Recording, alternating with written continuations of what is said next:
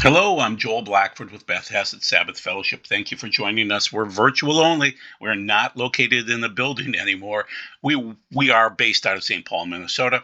The phone number works if you'd like to contact me. Please don't text. Please don't text because I don't know. That's coming in from the church number, not from me. So I don't know who you are. We do the philosophy of eschatology, what you need to know, your reality, our existence. We're trying to solve a little piece of Revelation. It's Revelation 7 and 8 plus the 3 days of darkness. And we solve a little bit every week. So when is the seventh seal and the tribulation?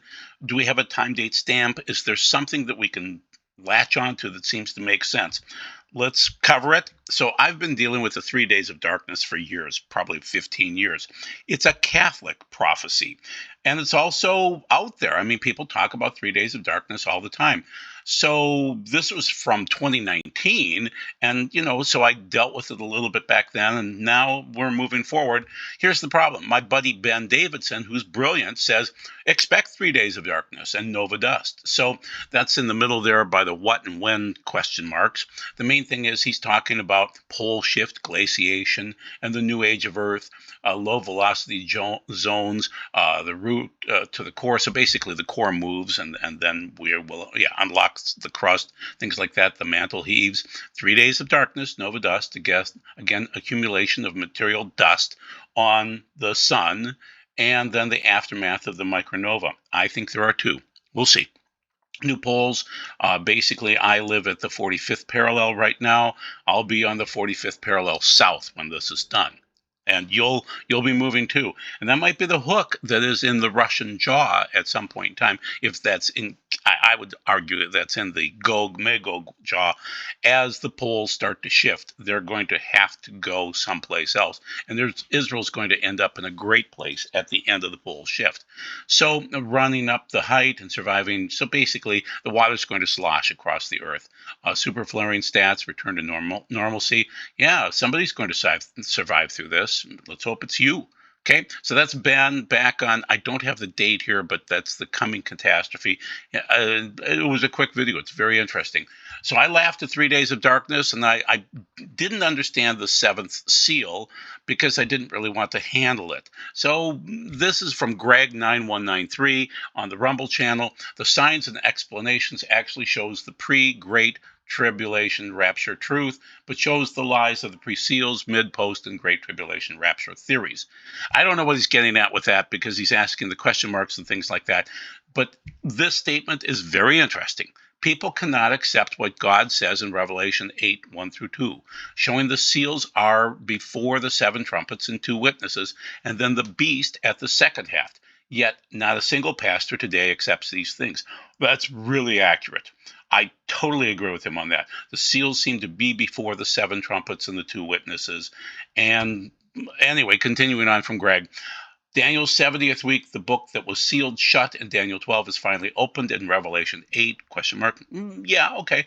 And that the sealed book cannot be read while the seals are holding it closed. Absolutely agree. When people actually understand these three simple concepts, they will realize that Revelation is in chronological order. It is. There are narrative breaks, but generally it's moving along chronologically.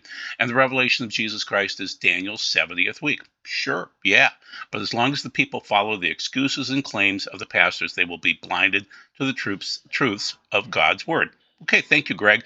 Interesting points, and I tend to agree with most of that. We do the philosophy of eschatology. We try to hold the Bible and sanctify it as God's word. We show you prophecy. Some of this is unfulfilled prophecy today, so just deal with that. I can't give you a definitive answer on that. And handle the news, too. So what are we dealing with? Well, we're dealing with the seventh seal and getting to that point, which could potentially start next year. The heavenly beings would handle this. This is a heavenly thing, okay? I'm arguing that the incense service sounds like Yom Kippur from the seventh seal. Once again, heaven, okay, where, when, possibly could start next year after the sixth seal, if it does open next year. Compare and contrast Daniel 12 with Revelation 8 scroll. Yeah, this Greg guy is interesting, and this is a new theory. Yes, absolutely. So we'll look at the seventh seal and we'll see what you think. So let's run through the seals again, like always. I argue 1967 kicked things off, and then 9/11 was the second seal, and 2012 was the third, and 2019 through 2023 seems to be the fourth. Haller doesn't agree with me. I do believe that the birth pangs do relate to the first four seals, at least. He says that, but he does not believe that the horsemen are riding. He just says the signs are there. So that's Haller, and I thank God that he's at least exploring it. Okay, so Zechariah 6 is the directions. The four greatest events are relinquishing the Temple Mount was number one by far.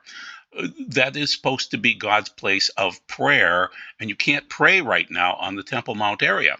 Okay, so I'm arguing on 6/6/67. The West started falling because the Temple Mount was handed back because we're ungodly people. 9/11 would have changed the world because that's the second seal. Now that will kick off World War III at some point in time because the Bushes and the Cheneys, the neocons, destabilized the whole world. Peace was snatched as of that time.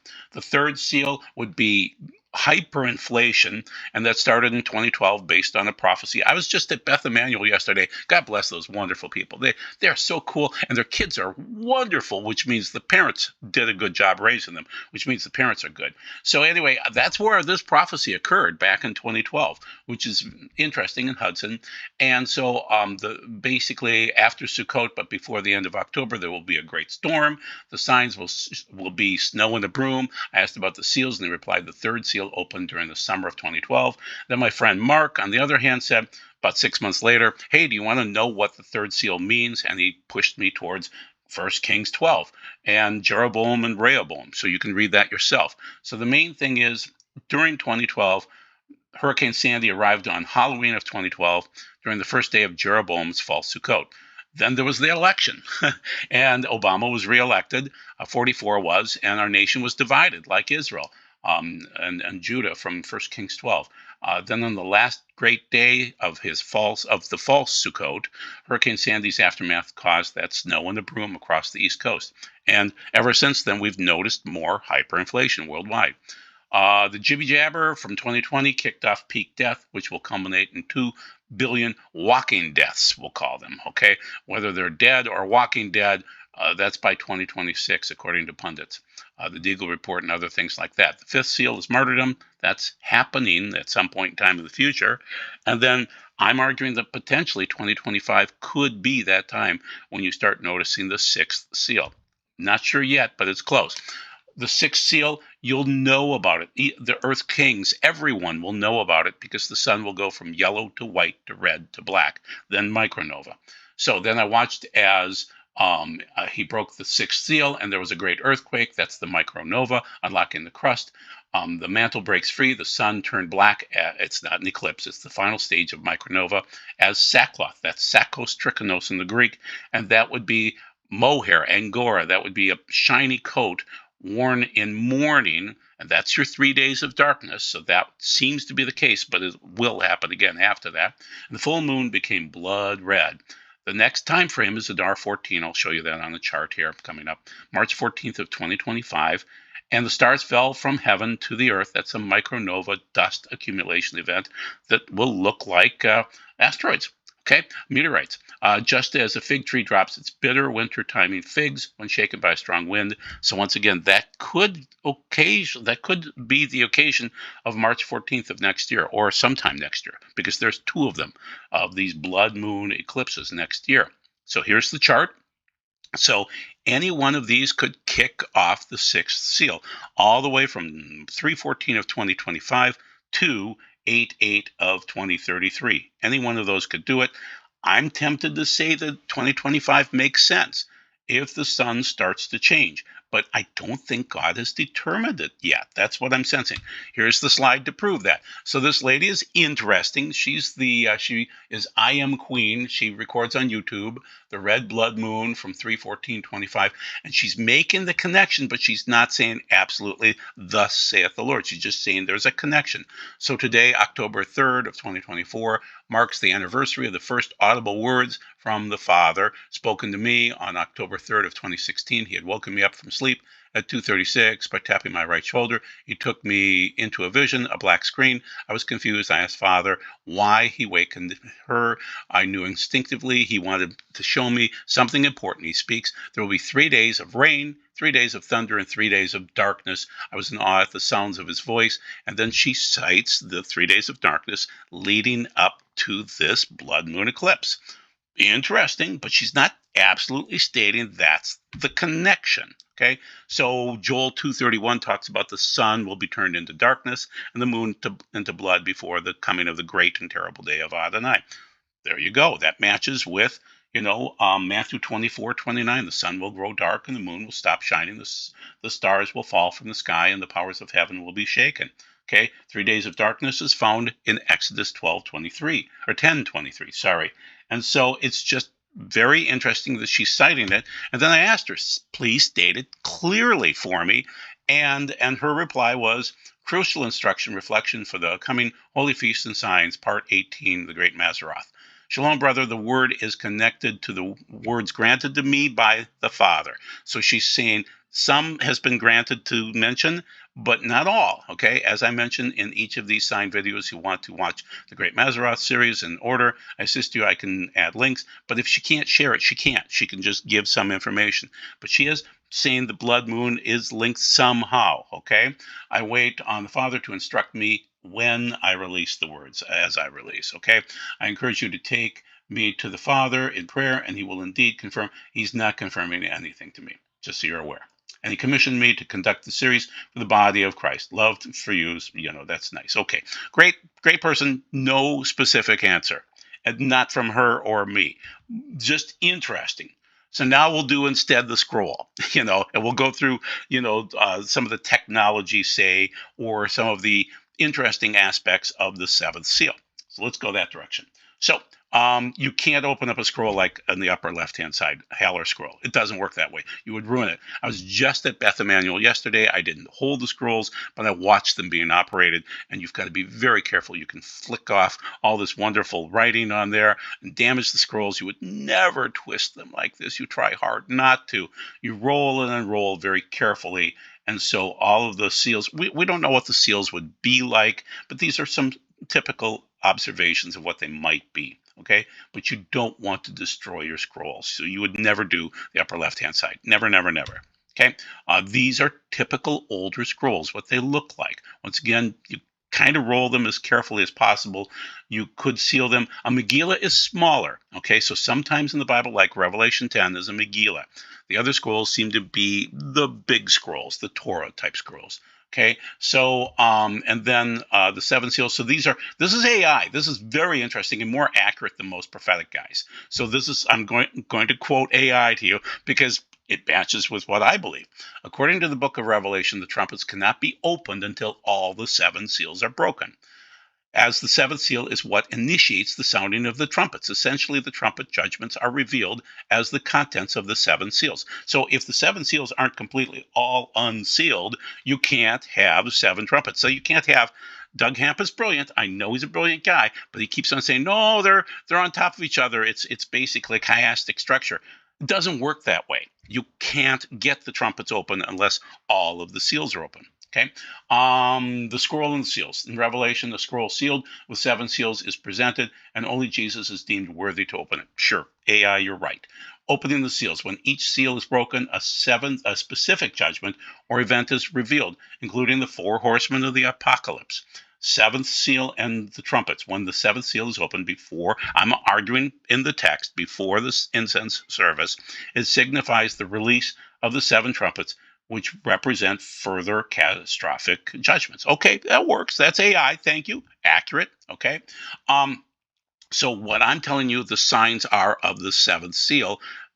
And people are saying we're in the Great Tribulation right now. We're not, because these signs have not occurred. One, silence, a short time, half an hour, a short time, okay? For silent prayers in heaven, yeah. Angels and trumpets and shofarim, they're not ready to be blown yet, okay? We're not in that time frame of those judgments, okay? I'm arguing that the incense service is tied to Yom Kippur. I may be wrong, but it sounds like it. An angel brings a double handful of incense to mingle with the prayers of God's people and cast it to earth. You will smell it. If you don't have silence and a smell, you don't have the seventh seal and you're not in. Okay, that's how I would know that we're in. One, the jet streams would be shut off, and two, you'd smell it. Then the seven trumpets prepared to blow, and that would be going forward 4 environmental plagues plus three woes. Okay, we're not there yet. 144,000 are sealed from the 12 tribes in the midst of all of this. That has not occurred yet, obviously, and they're listed out just prior to the seventh seal being opened. For me, the 2 witnesses arrive beforehand, and they have duties. So yes, they're coming, but they're not here yet. So now that's a Joelism, so just quote Joel only, nobody else, and not the Bible. It seems like they arrive before the Great Tribulation, before the final 7 years, so to speak. Incense service is followed by peals of thunder, voices, flashes of lightning, and an earthquake. That has not happened yet, so we're not in. Okay, so now let's go into Revelation 7 and see the setup for this. And I'm arguing this sounds like Yom Kippur. Okay, after this, I saw 4 angels standing at the 4 corners of the earth, holding back the 4 winds of the earth. That is where the jet streams shut off. We have not had that happen yet. So no wind would blow on the land. We have not had no wind, no jet streams blowing on the land, or on the sea, or any tree. I saw another angel coming up from the east, and the seal from the living God, and he shouted to the 4 angels who had been given power to harm the land and the sea, "Do not harm the land or the sea or the trees until we have sealed the servants," that's 144,000 of God, "on their foreheads." That's Revelation 7, 1 through 3. Then we're going to take a little break here and show you the word sigay is silence in the Greek. And so when he opened the seal, the 7th, there was the sigay. Okay. And so that's a moment of silence. In the Hebrew, it's very interesting. So I'll just kind of quote Genesis 4:4 has that sign of silence when God is observing Cain and Abel. Abel is a sigay, a silence that's good. Cain is bad. So there is this judgment concept built into that word. And so in the Hebrew, it's ka sha'ah. So it's a kaf, which is like, then a shin and an ayin and a hey. Okay, so it's an interesting word. Once again, that's in Genesis 4:4. In the Greek, or in the Hebrew, the word next to it is a chet and a dalet and an aleph, and that's kada, and so that would be new, so it's a new type of a silence, and so it's just, or it's not the half an hour, but anyway, it's something that is a short period of time that seems to be kind of newish, okay, and so it's interesting. It's a moment. It's a half an hour. It's something, but it is where God deliberates over: is this an offering of Cain's or of Abel's? Just put that in there and be aware of it, okay? And then I'm arguing it's an incense service, time and time again. It reminds me of Yom Kippur again. It may not be. It could be just a general incense service, but there is I'll get to it. You know that, okay? And once again, on the bottom, it's G4602 in the Greek, which is a shh. Yeah, that's 2,000 years old. That John would know that it's shh, being given off by God and the angels to be quiet for a period of time. So, what's going on in the world today? Why flights are experiencing a 55% rise in clean air turbulence over the last 40 years, and especially now. This creates a phenomenon called wind shear, a sudden change. I have pilot friends. I interview them, and they're confirming. This is even from 2023. It's worse now. They know it's bad. The shears are worse. The storms are worse. One pilot friend told me about flying in, I can't say where because it might give him away, but basically flew into a situation, and if he would have been a few minutes later, he would have had his wings ripped off. Okay, so you cannot see this cloud coming. You can see clean air, but as the plane flies through it, you feel turbulence. But that's why it's called clear air turbulence. Yeah, you cannot see it as you can a cloud. So just keep that in mind. It's very interesting that this is happening. And this is from AGU, which says evidence for large increases in clean air turbulence over the past 4 decades. So it's very scientific, okay, that this is happening, or especially horrible increases over the USA and North Atlantic. With these are busy flight regions. So that's happening in addition to worse thunderstorms increasing. So when we have this silent time frame, you'll notice it because the winds are getting worse, much worse. There's a 5-fold increase in geographic area affected by damaging thunderstorms, straight line winds in the past 40 years. This is from NCAR and UCAR News from, once again, 2023. They're not reporting it much anymore. These are older reports. But this is from the Weatherman's Guide to the Sun. Ben reposted it because they're not publishing how bad it is. No one would fly. No one should be flying. It's so dangerous right now.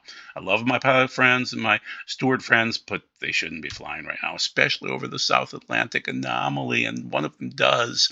So the 7 seals and the Moedim, this is taken from this is a Jewish source, and I'm sorry that I didn't cite it, but it's very general, and it works. Okay, so Yom Kippur silence.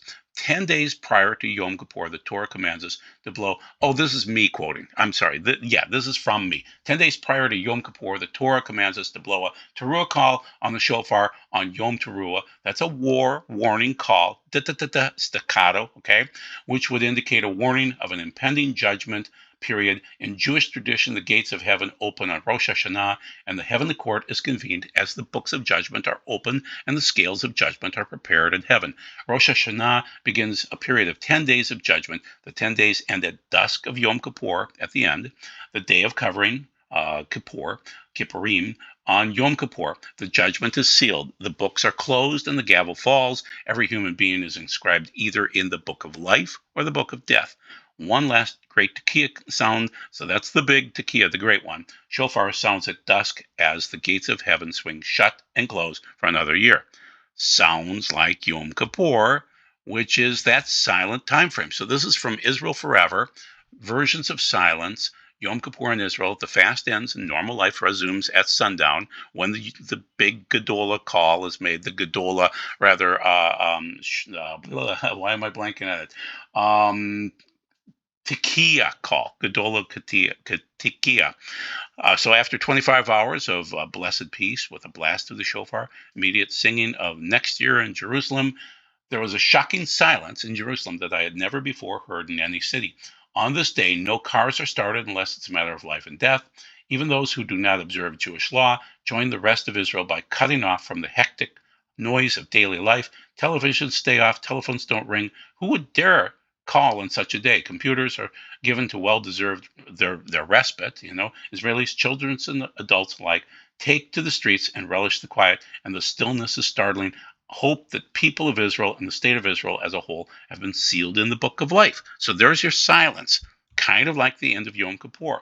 So let's jump back into the text from Revelation 8, 1 through 2. When the Lamb broke the 7th seal, I'm arguing that's unsealed then, because then, all of the seals are broken.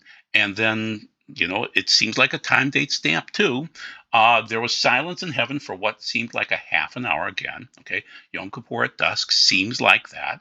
I'm not dogmatic on it, but it sounds like it. Then I heard the 7 angels who stand before God, and they were given 7 shofars, 8, 1 through 2.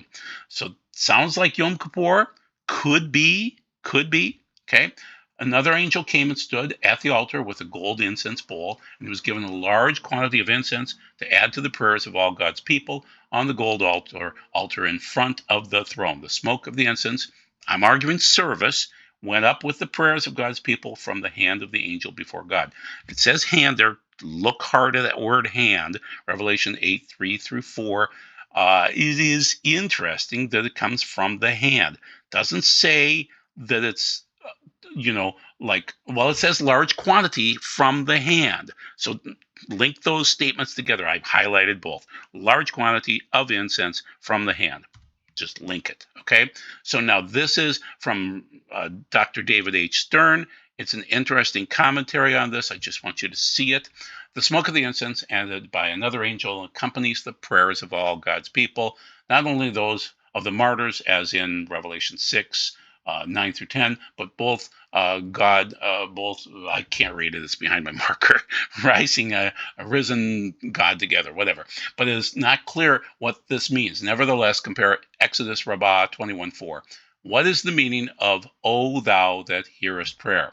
Psalm 65:3. Rabbi Pinchas in the name of Rabbi Meir and Rabbi Yeremiah in the name of Rabbi Chai bar Abba said, when the people of Israel pray, you do not find them all praying at the same time, but each assembly prays separately, first one, then another. When they have all finished, the angel appointed over prayers collects all the prayers that have been offered in all the synagogues, weaves them into garlands, and places them upon the head of God.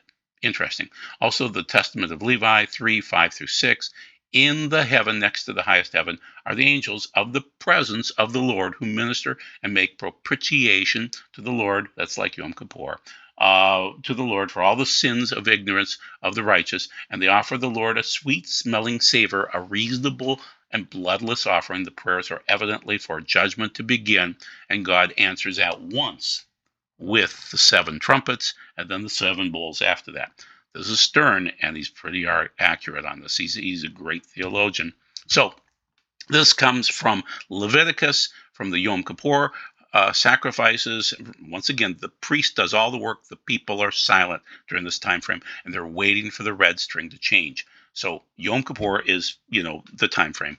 And Leviticus 16 is what we're describing, verses 12 through 13. And he shall take a pan full of burning coals from upon the altar and before the Lord, and both hands full. So once again, both hands, like the angel that I described before, both hands full of fine incense, and bring it within the dividing curtain, and he shall place the incense upon the fire before the Lord, so that the cloud of incense shall envelop the ark cover that is over the tablets of testimony, so that he shall not die. Okay? So what you're seeing is both hands full. You're seeing a large quantity of incense. He's not allowed to spill it.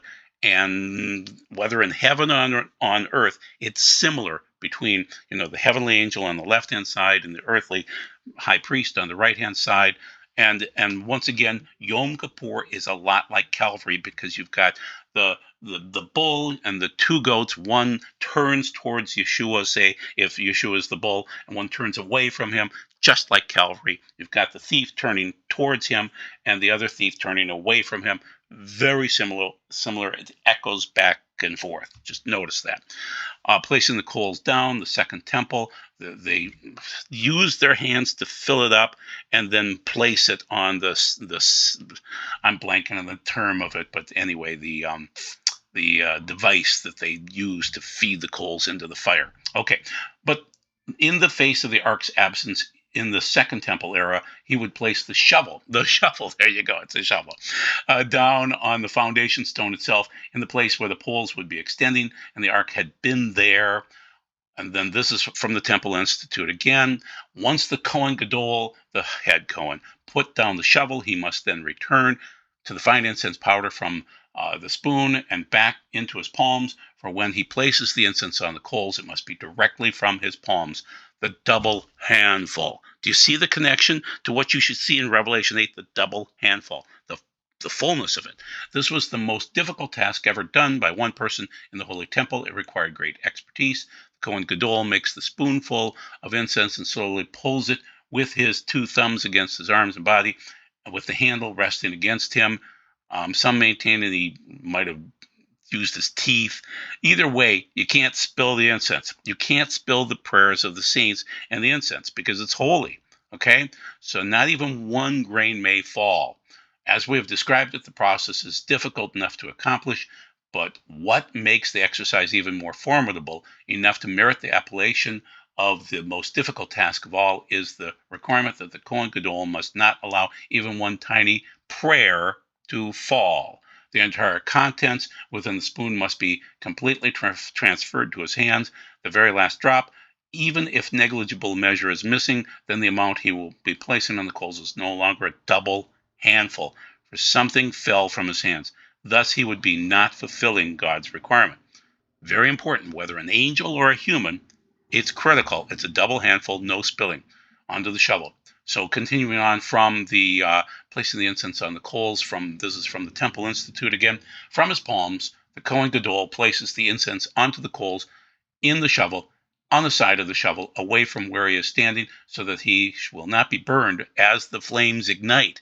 He stands there and waits momentarily until the entire chamber is filled with smoke. The Yom Kippur incense offering completed, he then exits the Holy of Holies with extreme reverence, backwards, never turning his back towards God. Never, never, never.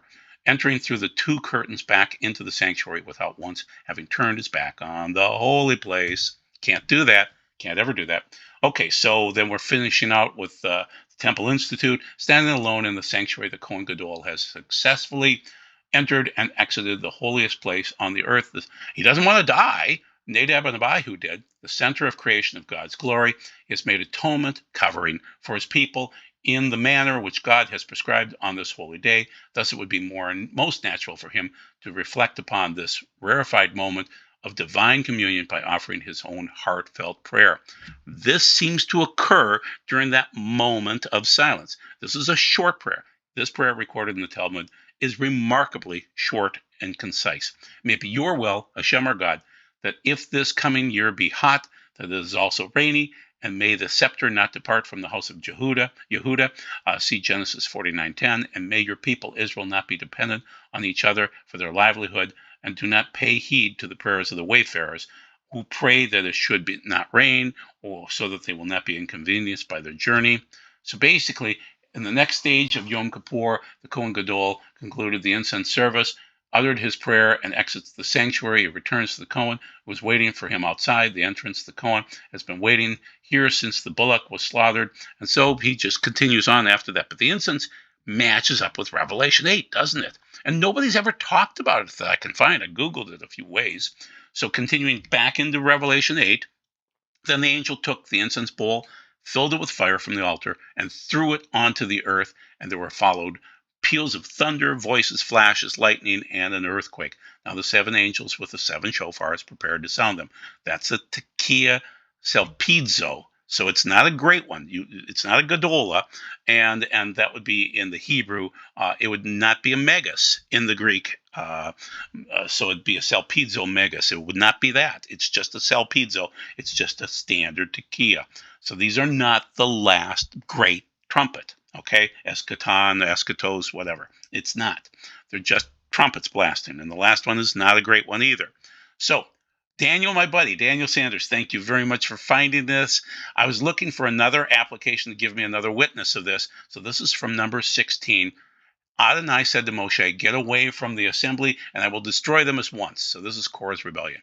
And they fell on their faces. Moses said to Aaron, take your fire pan, put fire from the altar into it, lay incense on it, and hurry with it to the assembly to make covering atonement for them, because anger has gone out from Adonai, and the plague has already begun, and the plagues would be coming after this, okay? So this matches.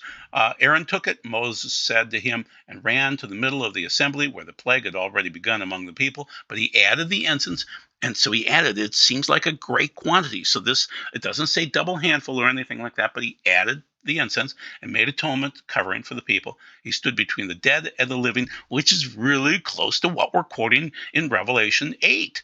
Between the dead and the living, and the plague was stopped. Those dying from the plague numbered 14,700. It's not 144,000. That would have been quite a few people, but it is interesting the 14 number pops up. Besides those who died in the Korah incident, Aaron returned to Moshe at the entrance to the tent of meeting, and the plague was stopped. That's number 1644 through 50. I have smart friends. I really do. I was hanging around with Aaron and Daniel yesterday and Troy, brilliant people. And Daniel calls me all the time. He's a great guy. So this is from Daniel Sanders. I didn't find this. And this is a great Torah quote to match with the whole thing. So now we're going to go through some of the sealings. I'm sorry it's taking so long, but I want you to be able to see that when that time comes, I'm arguing that after the incense service, Michael, the great prince who champions your people, will stand up, and there will be a time of distress unparalleled between the time they became a nation and that moment. At that moment, your people will be delivered, everyone whose name is found and written in the book. So it's kind of like Yom Kippur. You see that? Many of those sleeping in the dust of the earth will awaken and resurrect, some to everlasting life and some to everlasting shame and abhorrence. But those who can discern will shine like the brightness of heaven's dome, and those who turn many away to righteousness like the stars forever and ever. Daniel 12, 1 through 3, continuing on. But you, Daniel, keep these words secret and seal them up until the time of the end. Many will rush here and there as knowledge increases. That's what's happening right now. But it's sealed until we get really close. So Daniel 12 again. Then I, Daniel, looked, and I saw in front of the two others, one on the bank of the river and the other on the other bank. One of them asked the man dressed in linen, which is what you wear on Yom Kippur, above the water, how long will these wonders last? And the man dressed in Yom Kippur linen, who was above the water of the river, raised his right and left hands towards heaven and swore by him who lives forever that it would be for a time, a moed, a moedim, and a v'chetzi, half. And that will be when the power of the holy people is no longer being shattered, that all these things will end. So Daniel 12, 5 through 7. Then a little bit more from Daniel 12. I heard this, and I couldn't understand what it meant. So I asked, Lord, what will be the outcome of all this? But he said, go your way, Daniel, for these words are to remain secret and sealed until the time of the end. Many will purify, cleanse, and refine themselves, but the wicked will keep on acting wickedly, and none of the wicked will understand. But those with discernment, that's us, will understand from the time the regular burnt offering is taken away and the abomination that causes desolation is set up. There will be 1,290 days. That's interesting. That's a little bit longer than 1260, which would be the 3.5 years, the 42 months. How blessed will be anyone who waits and arrives at 1335. Interesting. But you go your way until the end comes, and you will rest and rise for your reward at the end of days. So things are sealed until Revelation 22. Don't seal up the words of this prophecy in this book, because the time of their fulfillment is near. Whoever keeps acting wickedly, let him go on acting wickedly. Whoever is filthy, let him go and continue on being filthy. Also, whoever is righteous, let him go on doing what is righteous. And whoever is holy, let him go on being made holy. Revelation 22. So you seal until it's unsealed. We're ending up with this. I want you to have a little bit of good news. Long video, sorry. Basilica was shining as the Olympic debauchery was occurring. So this 24/7 prayer center, yes, it's Roman Catholic, was praying as the power went off. And you could see that Paris was dark and they were light. You could see it. I'll show you that in the next one. So strikingly, the pictures shared on social media appeared to show that during the blackout, the Basilique, the Sacre du so of the martyrs, the Mount of Martyrs, remained lit during the darkness time frame. So there it is. They're lit. They're the sacrifice of the martyrs, and the rest of the people doing the horrible things were dark. Interesting. So your prayers light the world. No matter what faith it is, prayers to our God our Father and Yeshua, they work. So keep it up. We're not in the Great Tribulation or the Tribulation. We're in the birth pangs.